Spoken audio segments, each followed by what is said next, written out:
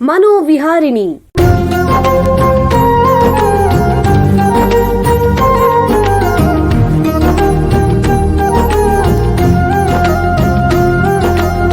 ಬೆಂಗಳೂರಿನ ನಿಮ್ಹಾನ್ಸ್ ವತಿಯಿಂದ ಮಾನಸಿಕ ಆರೋಗ್ಯ ಮತ್ತು ನರವಿಜ್ಞಾನ ಕುರಿತ ಪ್ರಾಯೋಜಿತ ಶಿಕ್ಷಣ ಮಾಲಿಕೆ.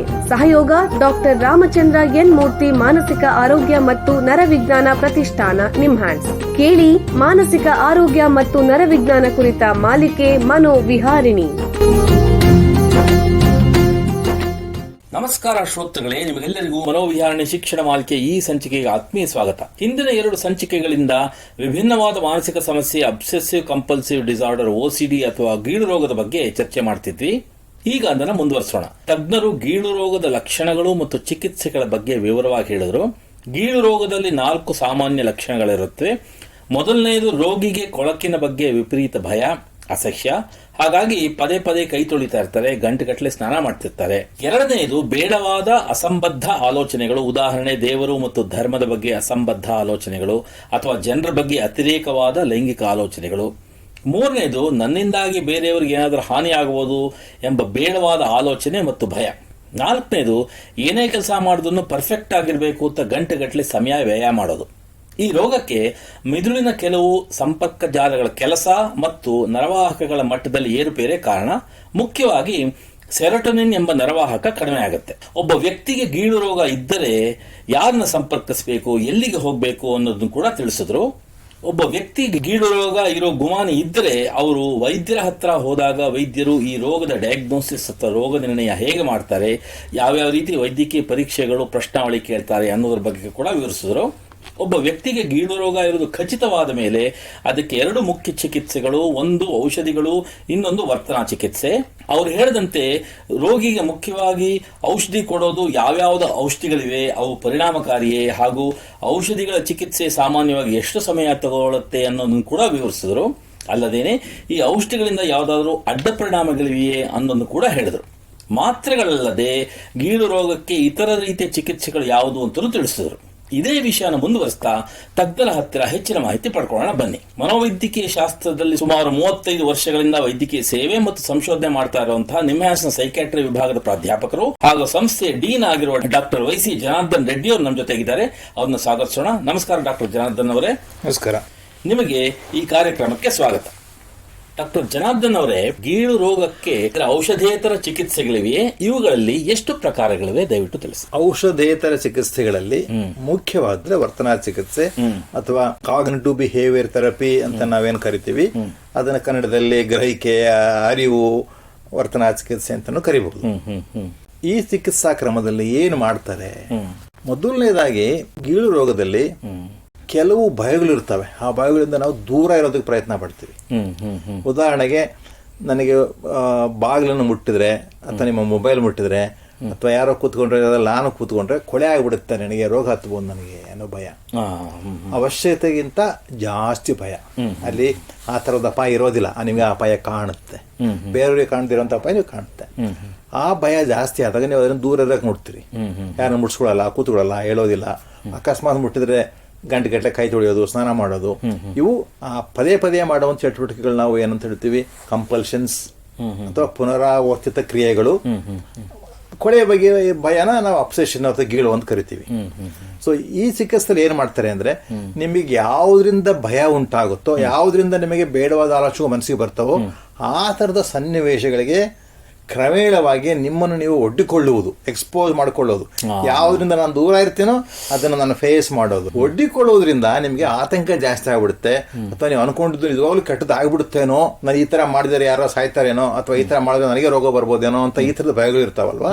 ಸೊ ಆ ಭಯಕ್ಕೆ ನಿಮ್ಮನ್ನು ನೀವು ಒಡ್ಡಿಕೊಂಡು, ಹಾಗೆ ಯಾವುದನ್ನು ದೂರವಿಡದೆ, ಯಾವುದೇ ಪುನರಾವರ್ತಿತ ಕ್ರಿಯೆಗಳು ಅಥವಾ ಕಂಪಲ್ಷನ್ಸ್ ಮಾಡದೆ ಆತಂಕವನ್ನು ನೀವು ತಡ್ಕೊಂಡೇ ಇದ್ದು ಬಿಟ್ರೆ ಕ್ರಮೇಣ ನೀವು ಅದಕ್ಕೆ ಹೊಂದ್ಕೊಂಡ್ಬಿಡ್ತೀರಿ. ಹೊಂದ್ಕೊಂಡ ಮೇಲೆ ಆ ಆಲೋಚನೆಗಳಿಗೆ ನಿಮ್ಮಲ್ಲಿ ಭಯವನ್ನು ಉಂಟು ಮಾಡೋ ಶಕ್ತಿನೇ ಇರೋದಿಲ್ಲ. ಇದು ಮೂಲತಃ ಕಲಿಕಾ ಲರ್ನಿಂಗ್ ಪ್ರಿನ್ಸಿಪಲ್ಸ್ ಅಂತ ಹೇಳ್ತಾರಲ್ಲ, ಅದ್ರ ಮೇಲೆ ಅವಲಂಬಿತವಾದಂತಹ ಒಂದು ಚಿಕಿತ್ಸೆ. ಸೊ ನಿಮ್ಮನ್ನ ಕಾಲಕ್ರಮೇಣವಾಗಿ ಆತ ಸಂದರ್ಭಗಳಿಗೆ ಒಡ್ಡಿ ನೀವು ಮಾಡುವಂತ ಪುನರಾವರ್ತಕ ಕ್ರಿಯೆಗಳನ್ನ ತಡೆ ಹಿಡಿದು ಪ್ರತಿರೋಧವನ್ನು ಒಡ್ಡೋದು ಈ ಚಿಕಿತ್ಸೆಯ ಮುಖ್ಯವಾದ ಒಂದು ಅಂಶ.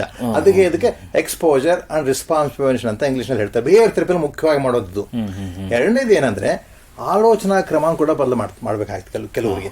ಉದಾಹರಣೆಗೆ OCD ಕಾಯಿಲೆಯವರಿಗೆ ಕೆಲವು ಒಂದು ಆಲೋಚನಾ ಕ್ರಮಗಳು ಇರ್ತವೆ. ಉತ್ಪ್ರೇಕ್ಷಿತವಾದ ಭಯ ಅಥವಾ ಉತ್ಪ್ರೇಕ್ಷಿತವಾದ ಜವಾಬ್ದಾರಿ, ಮಾಡಿದ್ದೆಲ್ಲ ಪರ್ಫೆಕ್ಟ್ ಆಗೇ ಮಾಡಬೇಕು, ಸ್ವಲ್ಪನೂ ಆಚೆ ಈಚೆ ಆಗಬಾರ್ದು, ಅಥವಾ ನಮಗೆ ಕೆಟ್ಟ ಆಲೋಚನೆ ಬರಲೇಬಾರ್ದು, ಕೆಟ್ಟ ಆಲೋಚನೆ ಬಂದು ನಾನು ಕೆಟ್ಟವನೇ, ಅಥವಾ ಈ ಆಲೋಚನೆಗಳು ನಮ್ಮ ಹಿಡಿತದಲ್ಲಿ ಇಲ್ದಿದ್ರೆ ನನಗೆ ಹುಚ್ಚಿಗೆ ಬಿಡ್ತೇನೋ, ಆಲೋಚನೆಗಳು ನನ್ನ ಹಿಡಿದಲ್ಲಿ ಇಲ್ಲ ಅಂತಂದ್ರೆ ನಾನು ಒಂದ್ ದಿವಸ ಆಲೋಚನೆ ಹೇಳ್ದಂಗೆ ಕೇಳ್ಬಿಡ್ತೀನೇನೋ, ಈ ತರದ ಹಲವಾರು ನಂಬಿಕೆಗಳು ಇರ್ತಾವ ಮನಸ್ಸಲ್ಲಿ. ಆ ನಂಬಿಕೆಗಳು ಮೂಲ ಈ ತರ ಕಾಯಿಲೆ ಬರೋದಕ್ಕೆ ಅಂತ ಥಿಯರಿ. ಸೊ ಈ ತರ ನಂಬಿಕೆಗಳು ಬಹಳ ಜನರಿಗೆ ಇರ್ತದೆ. ಅವನ್ನ ಬದಲು ಮಾಡೋದನ್ನೇ ಕಾಗ್ನಿಟಿವ್ ಅರಿವು ಅಂತ ಹೇಳ್ತಲ್ಲ, ಅದರಲ್ಲಿ ಮಾಡುವಂಥದ್ದು ಮುಖ್ಯವಾಗಿ ಅದನ್ನ. ಇದು ಮಾತ್ರೆಗಳಷ್ಟೇ ಚೆನ್ನಾಗಿ ಕೆಲಸ ಮಾಡಬಹುದು, ಅಥವಾ ಮಾತ್ರೆಗಳಿಗಿಂತ ಚೆನ್ನಾಗಿ ಕೆಲಸನೂ ಮಾಡಬಹುದು. ಅಂದ್ರೆ ಇದು ಪರಿಣಾಮಕಾರಿ ಕೂಡ. ಕೆಲವು ಸಂದರ್ಭಗಳಲ್ಲಿ ಔಷಧಿ ಜೊತೆ ಅಥವಾ ಔಷಧಿ ಇಲ್ದೇನೆ ಮಾಡ್ಕೊಳ್ಳುವಂತದ್ದು ಪರಿಸ್ಥಿತಿ ಇರುತ್ತೆ. ಬಹಳಷ್ಟು ದೇಶಗಳಲ್ಲಿ ಸ್ವಲ್ಪ ತುಂಬಾ ಸೀರಿಯಸ್ ಆಗಿಲ್ಲ, ತೀವ್ರತರವಾದ ಕಾಯಿಲೆ ಇಲ್ಲದೆ ಇದ್ರೆ ಬರೀ ಬಿಹೇವಿಯರ್ ಥೆರಪಿಯಿಂದಾನೆ, ವರ್ತನಾ ಚಿಕಿತ್ಸೆಯಿಂದಾನೆ ಟ್ರೀಟ್ಮೆಂಟ್ ಮುಗಿಸ್ಬಿಡ್ತಾರೆ. ಮಾತ್ರೆಗಳು ತಗೊಳ್ಳೋ, ಯಾಕೆ ಮಾತ್ರೆಗಳೇ ಅಲ್ವಾ, ಕೆಮಿಕಲ್ಸ್, ಯಾಕೆ ತಗೋಬೇಕು ನಾವು ಅಂತ. ನನ್ನ ಎಕ್ಸ್ಪೀರಿಯನ್ಸ್ ಅಲ್ಲಿ ಅಥವಾ ವೈಜ್ಞಾನಿಕ ಸಂಶೋಧನೆ ತಿಳಿದು ಬಂದಿರೋದೇನೆಂದ್ರೆ ಎರಡೂ ಚೆನ್ನಾಗಿ ಕೆಲಸ ಮಾಡ್ತವೆ. ಅದರಲ್ಲಿ ಯಾವುದು ಹೆಚ್ಚು ಚೆನ್ನಾಗಿ ಕೆಲಸ ಮಾಡುತ್ತೆ ಅನ್ನೋದು ಅದು ಒಂದು ವೈಜ್ಞಾನಿಕ ವಾದ ಅಷ್ಟೇ, ಅದರಲ್ಲಿ ಯಾರಿಗೂ ಸರಿಯಾದ ಉತ್ತರ ಇಲ್ಲ. ಆದ್ರೆ ಎರಡನ್ನೂ ಒಟ್ಟಿಗೆ ಕೊಡೋದ್ರಿಂದ ಏನ್ ತೊಂದರೆ ಇಲ್ಲ. ಇನ್ಫ್ಯಾಕ್ಟ್ ಎರಡನ್ನೂ ಒಟ್ಟಿಗೆ ತಗೊಳ್ಳೋದ್ರಿಂದ ಪರಿಣಾಮ ಚೆನ್ನಾಗೇ ಆಗ್ಬೋದು. ಇನ್ನು ಒಂದೊಂದನ್ನು ಸಪರೇಟ್ ತಗೊಳ್ಳೋದಕ್ಕಿಂತ. ಈಗ ಒಂದು ಸಣ್ಣ ವಿರಾಮ ತಗೊಳ್ಳೋಣ. ನಂತರ ಅಬ್ಸೆಸಿವ್ ಕಂಪಲ್ಸಿವ್ ಡಿಸಾರ್ಡರ್ OCD ಅಥವಾ ಗೀಳು ರೋಗದಲ್ಲಿ ಔಷಧೇತರ ಚಿಕಿತ್ಸೆಯ ಪಾತ್ರದ ಬಗ್ಗೆ ಚರ್ಚೆಯನ್ನು ಮುಂದುವರಿಸೋಣ. ಬೆಂಗಳೂರಿನ ನಿಮ್ಹಾನ್ಸ್ ಮಾನಸಿಕ ಆರೋಗ್ಯ ಮತ್ತು ನರವಿಜ್ಞಾನ ಕ್ಷೇತ್ರದಲ್ಲಿ ಹೆಸರುವಾಸಿ.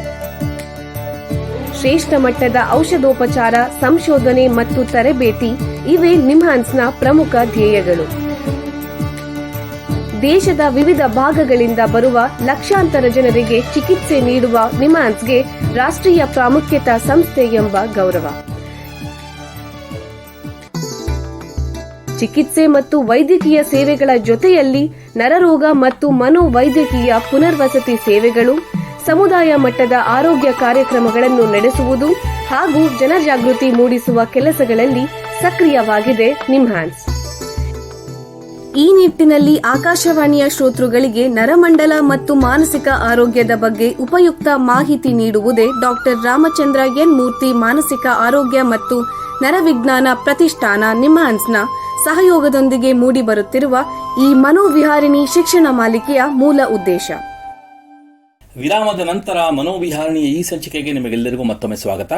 ವಿರಾಮಕ್ಕೆ ಮುಂಚೆ ಅಬ್ಸೆಸಿವ್ ಕಂಪಲ್ಸಿವ್ ಡಿಸಾರ್ಡರ್ OCD ಅಥವಾ ಗೀಳು ರೋಗದಲ್ಲಿ ಔಷಧೇತರ ಚಿಕಿತ್ಸೆಯ ಪಾತ್ರದ ಬಗ್ಗೆ ನಿಮ್ಹಾನ್ಸ್ನ ತಜ್ಞರಾದ ಡಾಕ್ಟರ್ ಜನಾರ್ದನ್ ರೆಡ್ಡಿ ಅವರೊಂದಿಗೆ ಮಾತಾಡ್ತಾ ಇದ್ವಿ. ಈಗ ಚರ್ಚೆನ ಮುಂದುವರಿಸೋಣ. ಡಾಕ್ಟ್ರೇ, ಈಗ ನೀವು ವರ್ತನಾ ಚಿಕಿತ್ಸೆ ಅಂತ ಹೇಳಿದ್ರಿ, ಅದನ್ನ ಸೈಕೋಥೆರಪಿ ಅಂತಾನೂ ಹೇಳ್ಬೋದು. ಒಂದು ನಿರ್ದಿಷ್ಟವಾದ ಈ ಸೈಕೋಥೆರಪಿ ಮಾನಸಿಕ ಚಿಕಿತ್ಸೆ ಸೆಷನ್ ನಲ್ಲಿ ಏನ್ ನಡೆಯುತ್ತೆ, ದಯವಿಟ್ಟು ತಿಳಿಸಿ. ಇದ್ರಲ್ಲಿ ಮುಖ್ಯವಾಗಿ ಏನಾಗುತ್ತೆ ಅಂದ್ರೆ ಒಂದು 15-20 ಸೆಷನ್ ಮಾಡ್ತಾರೆ. ಹೊರ ರೋಗಿ ಆಗಿನೇ ಬಹಳ ಸತಿ ಮಾಡೋದು, ವಾರಕ್ಕೆ 1-2 ಸಲ ಸೆಷನ್ ತಗೊಳ್ತಾರೆ. ಇದೆಲ್ಲ ಮುಗಿಯೋದಕ್ಕೆ 3-4 ತಿಂಗಳಾಗುತ್ತೆ. ಮೊದಲು ಒಂದು 2-3 ಸೆಷನ್ಸ್ ಅಲ್ಲಿ ಏನ್ ಮಾಡ್ತಾರೆ, ಮುಖ್ಯವಾಗಿ ಕಾಯಿಲೆ ಬಗ್ಗೆ ಚರ್ಚೆ ಆಗುತ್ತೆ. ಆಮೇಲೆ ಈ ವರ್ತನಾ ಚಿಕಿತ್ಸೆಯ ಅದನ್ನ ಹೇಗೆ ಮಾಡಬೇಕು ಅಂತ ಚರ್ಚೆ ಆಗುತ್ತೆ. ಜೊತೆಗೆ ಈಗ ಭಯಕ್ಕೆ ನಾವು ಹೊಂದ್ಕೋಬೇಕು, ಭಯದ ದೂರ ಇರಬಾರ್ದು. ಅದು ಹೊಂದ್ಕೊಂಡ್ಬಿಟ್ರೆ ದಿವಸ ಕಡಿಮೆ ಆಗ್ತಾ ಹೋಗುತ್ತೆ, ಅಭ್ಯಾಸ ಆಗೋಗ್ಬಿಡುತ್ತೆ ನಿಮ್ಗೆ. ಹಾಗೆ ನೀವು ಹೊಂದ್ಕೊಂಡ್ರು ಅಂತದ್ದು ಏನೋ ಆಗೋದಿಲ್ಲ, ಏನೋ ದೊಡ್ಡ ಕಾಯಿಲೆ ಬಂದ್ಬಿಡುತ್ತೆ, ಇನ್ನೇನೋ ಆಗ್ಬಿಡುತ್ತೆ ಅಂತ ಒಂದು ಭಯ ಇರುತ್ತೆ ಕಾಯಿಲೆನಲ್ಲಿ. ಆ ತರದಲ್ಲಿ ಏನು ಆಗೋದಿಲ್ಲ. ಏನು ಆಗದೇ ಇದ್ದಾಗೆ ಭಯನ ನೀವು ತಡ್ಕೋಬಲ್ಲಿರಿ ಅನ್ನೋ ಒಂದು ಧೈರ್ಯ ನಿಮಗೆ ಬಂದಾಗೆ ಕ್ರಮೇಣ ಈ ಲಕ್ಷಣಗಳು ಹೊರಟೋಗ್ಬಿಡ್ತವೆ.